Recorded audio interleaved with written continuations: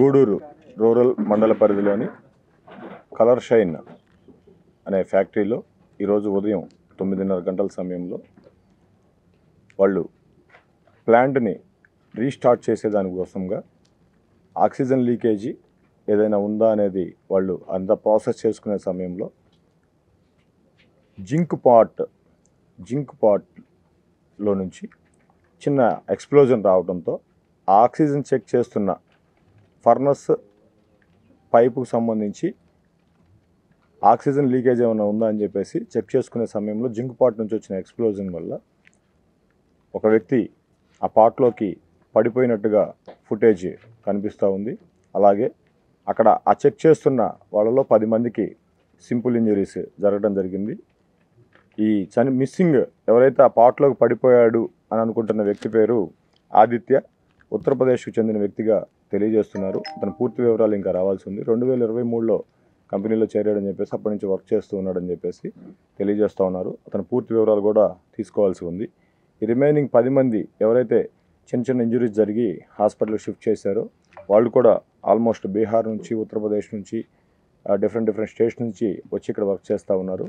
వాళ్ళంతా కూడా గూడూరులో రెసిడెన్స్ ఉంటూ ఇక్కడ వర్క్ చేస్తూ ఉన్నారని చెప్పేసి కంపెనీ వాళ్ళు తెలియజేయడం జరిగింది.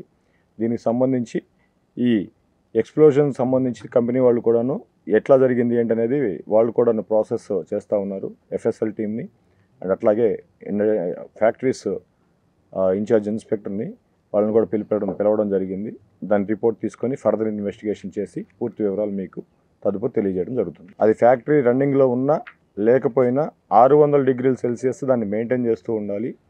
ఆ ఫర్నస్ నుంచి ఏదైతే థిన్ చేసిన షీట్ ప్రాసెస్ అయ్యి క్లీనింగ్ జరిగి అక్కడికి వచ్చేటప్పుడు ఆ ఫర్నస్లో ఉన్న హీట్ ఆక్సిజన్ లీకేజ్ కనుక ఉంటే ఆ జింక్ దానికి షీట్కి పేస్ట్ అవ్వదు ప్రాపర్గా అని చెప్పేసి ఆక్సిజన్ లీకేజ్ లేకుండా చెక్ చేస్తారు. అది 600 డిగ్రీస్ సెల్సియస్ ఉంటుంది. 600 డిగ్రీస్ సెల్సియస్ అంటే ఇంక అది మెల్టింగ్ ఐరన్నే, అల్యూమినియం జింకే మెల్టింగ్ లిక్విడ్ ఫామ్లోకి ఉంటుంది. స్ప్రే అవుతుంది కాబట్టి దాని మీదకి దాంట్లో మునిగి డిప్ అయ్యి వచ్చిన షీట్ క్లీన్ అయ్యి మళ్ళీ అదంతా కూడా అదే డిగ్రీస్ మెయింటైన్ అవుతూ ఉంటుంది.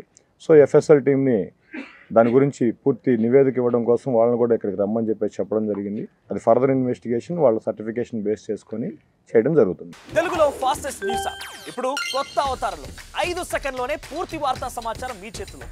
సోషల్ మీడియా ట్రెండ్స్ మీ కళ్ళ ముందుకే live TV and voice search ఆప్షన్స్తో ఇప్పుడే డౌన్లోడ్ చేయండి. యాప్ లింక్ డిస్క్రిప్షన్లో ఉంది.